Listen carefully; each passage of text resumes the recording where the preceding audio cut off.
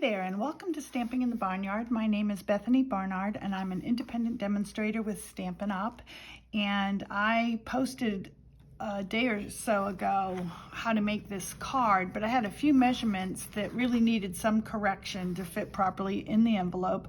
So I took that video down and I'm reposting it, especially for my team members. This is the card we made at our team gathering on Monday night. That's where I found out some of the errors I made and also a much simpler way to make this card. And so I'm excited to share that with you. And I'm going to begin with all of the measurements will be in the description. So if you want to prep in advance to make this card, then you can just check out all those measurements there. But I'll try to tell them as we go along. But the base white is going to be, well, let me do it this way, because this is actually the base. The base is smaller than the bit that folds up on it, and you can see that this will fit in an envelope because it just folds over like that. You put it in an envelope and there you have it. So in this case, Gorgeous Grape base is just 3.5 by 5.5, and then of course 1/4 inch smaller than that, 3.25 by 5.25 is the white piece that we're going to put on the back with our greeting, so you can write your own personal message. And then the next piece that you're going to need is 5 by 5.5. No, 5 by 5.25, because it's going to mount on here. I have these written right here and I still measure it, but there you go. Okay, the next thing you're gonna do is I love my Simply Scoring. You can do all of this just on the trimmer, but I personally, when I have to do lots of score lines, prefer the Simply Score board. And so you're just gonna score at 1 inch. I've already scored this, but just so you can see, 1 7/8, 3 1/8, and 4 inches. And that's what you need for your base. Then I think the best thing to do after that is to go ahead and score. Not score, sorry, we just did that, but to fold. And you're gonna, from the outside, you're gonna do a valley first and then a mountain. And then from the other side, you're gonna do the same thing, a valley. I don't know, that seems to be the language people understand the most. Mountain and valley, and then a mountain. But you'll see that you're looking for this shape in the end, right? That's what you're looking for. So then you're gonna fold it flat for this next part because it's primarily just adhering all your pieces. And so I have here, again, these are all actually in the description, so I'm not gonna go through the measurements of each of these because there's a lot of them. The only comment I'll make is that if you don't want to mount yours on some cardstock the way I have, then you're just gonna cut your DSP, your designer series paper, to the measurements that we have put on here for the matte piece, okay? All right, so the whitest bit is our middle bit. I'm gonna go ahead and adhere that. I should have just, I considered having all of these mounted so that you didn't have to watch while I did that, but, and I know I could speed this all up if somebody taught me how, but I am really a newbie at videos, or some people might think I'm not a newbie, but I don't do it often enough or well enough to really know all of these little tricks of the trade. By the way, I should tell you that my numbers that I've given you leave a very small border around it. It's only a total of 1/8 of an inch, so the border itself is 1/16 of an inch. But that's because I really wanted to be able to fit it on a card, fit it in an envelope, but still get as much of the designer series paper as I could. But I did try it matted and unmatted. They're both nice, but I did prefer the look of it with a cardstock matte at the back, in this case the Gorgeous Grape. I hope I'm making sense. I have to chuckle because everyone who watches my videos lets me know that I say things about not making any sense all the time. I'm gonna try to watch that. Alrighty.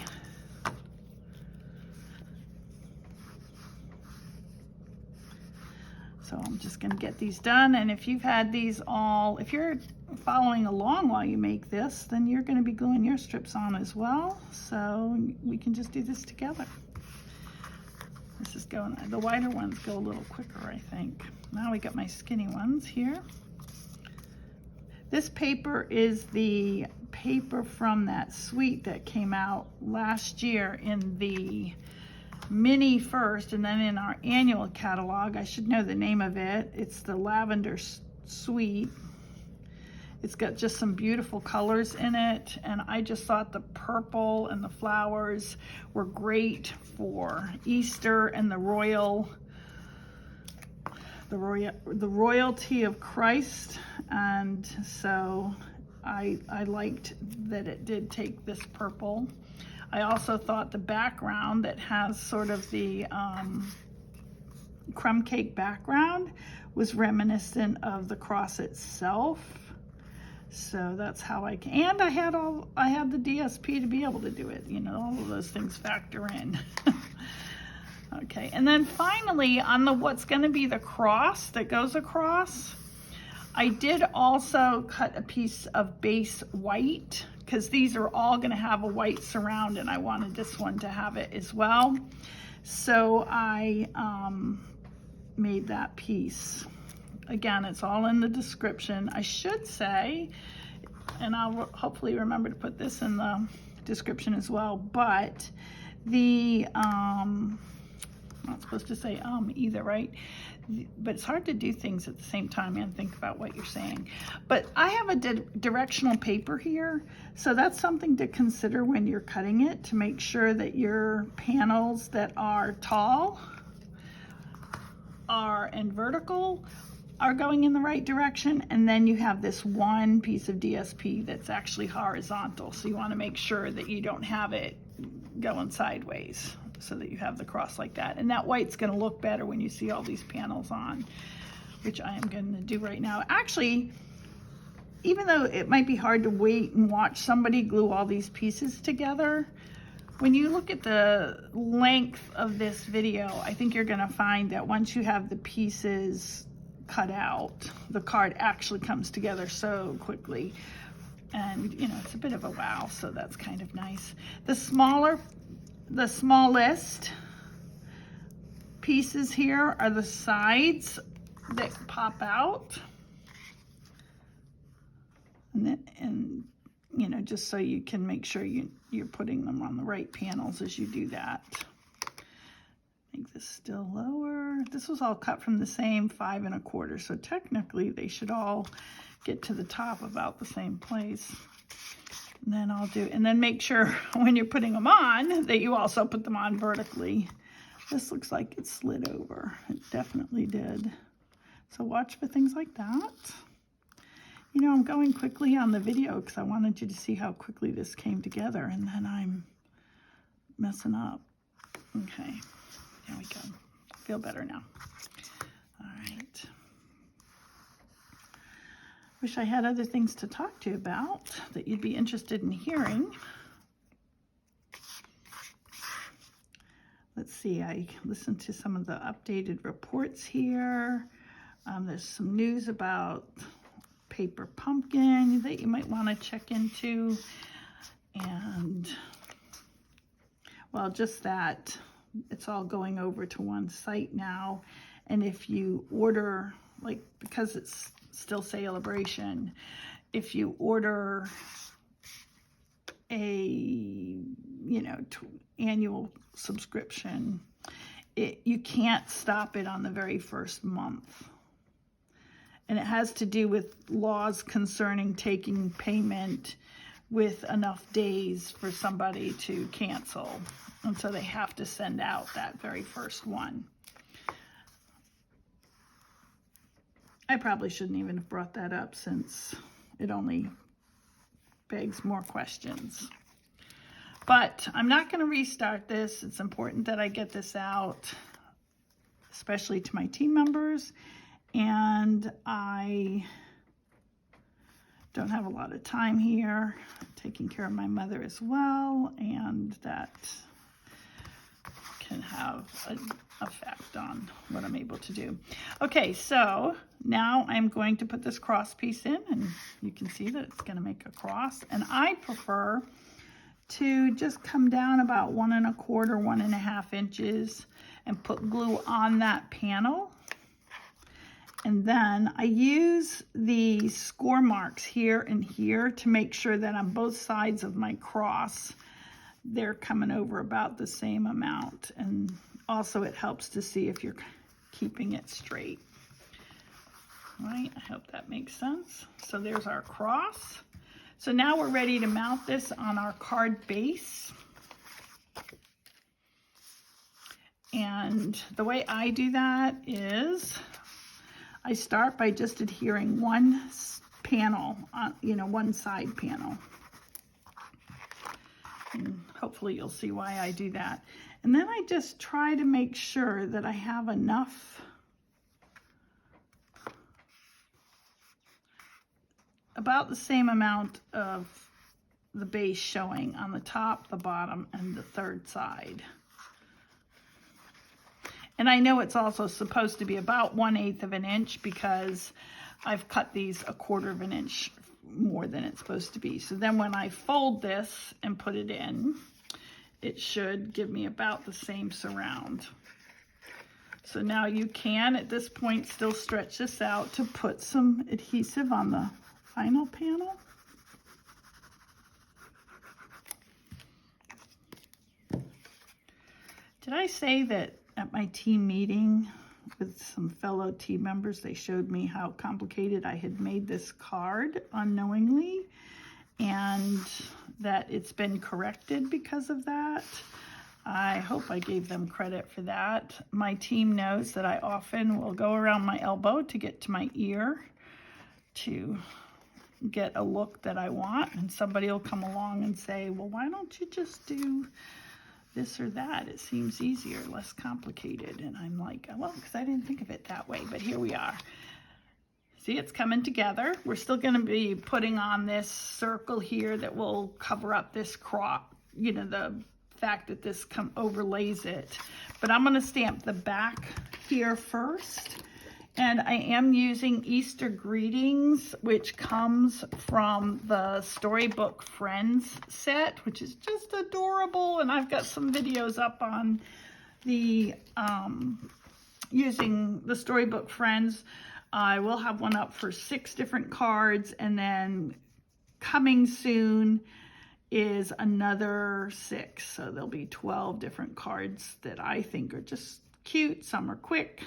Shows the versatility of the DSP that comes with that, which is specialty DSP, because it does have some beautiful die cuts with it as well. Highly recommend it. All right, so I'm going to just stamp Easter Greetings here. And then in this Faith collection, which is where I'm getting the words He is Risen, there's also this sort of, seems like a sunlight that would come, here in the cross for that early morning hour. And I like to put it, because Easter Greetings gives me that right angle there. And with the crushed curry, I like to just fill that in. And I always get when I do this on the video, I always get more close than I need to.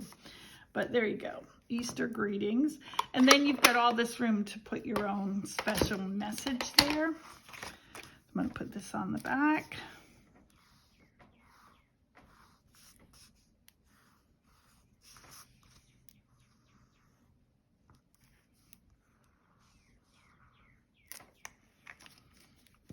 And remember, this just folds flat, which is great. I'll have to measure the end product again and make sure I did do this right. It seems like you make, measure, make again, measure again. And I don't know what happens in between those things, that sometimes measurements don't come up like you thought they would. But We'll double check that in a minute. But there you go. And now all we have to do is fill in that center. And I'm just punching out a circle of 1 3/4. It doesn't really matter what size it is. And you can use different shapes. This is just what I chose, partly because, if you haven't noticed this before, and I'm going to use a marker here to do my words. Sometimes I prefer markers on the words because then you can tell if you've got an extra blotch that's been picked up when you stick it in an ink pad. And because we have that special going on right now, and you can get some free markers if you sign up during celebration, which is about to end. And I don't know how many of you will see this and know that, but it's always worth checking out what the promotions are. Now I'm going to use Pretty Peacock for the palm fronds here because there's some pretty peacock in this paper. There's some other greens as well, other purples, there's different colors, but this is what I've chosen. And I'm just gonna, again, the circle really helps. Start with one in the middle, and then it's kind of easy to just come in and do the other ones. So it's very quick and easy.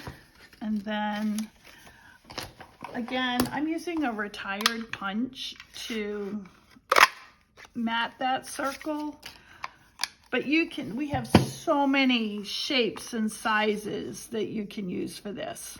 And this is what I've chosen. You use what you have or see what's available. There's just, as I said, there really are so many dies, so many punches. It does not have to be a circle. The advantage to a circle is that you can't stamp the words on crooked. And I like that. That's a benefit for me. So now I'm just gonna, once again, I'm gonna put some adhesive right here in the middle. And then I'll put, he is risen. And you can see how straight your words are based on this cross panel that you've put in. You can fold it flat to make sure that you've got a good adhesion going on there. There you go, and we're almost finished. We're gonna put some gems on, but I did think I would take this time to measure, and hopefully this is in the camera's view. But if I put the cross folded on this line, and see where this ends, you'll see it's just short of 4 1/4. So that gives me a 5.5 by 4 1/4 should fit beautifully inside our envelopes. And as I said, the measurements are up on the description. So now the final thing is just to go ahead and I'm gonna use my take your pick. I thought I had one. I do have one of these with the other piece in. Let me see. If it's, oh yeah, here it is. I try to have 2 take your pick, so I always have several options of which piece is in this bottom end. I don't know if that, anyway, that's what I do. Okay, so I'm gonna just take these gems. I don't really remember the name of them, but there's a bunch of pretty purple gems available these days. And stick this one here, and then I think I'll just stick another one.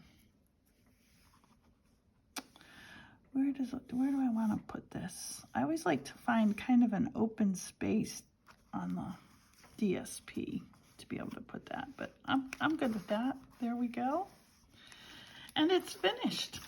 So that really was, once you have the material prepped, it's a very quick card. I hope for my team members that they finally have the right measurements, and that those who were not able to attend the meeting and had asked for this video, that it was a help to them.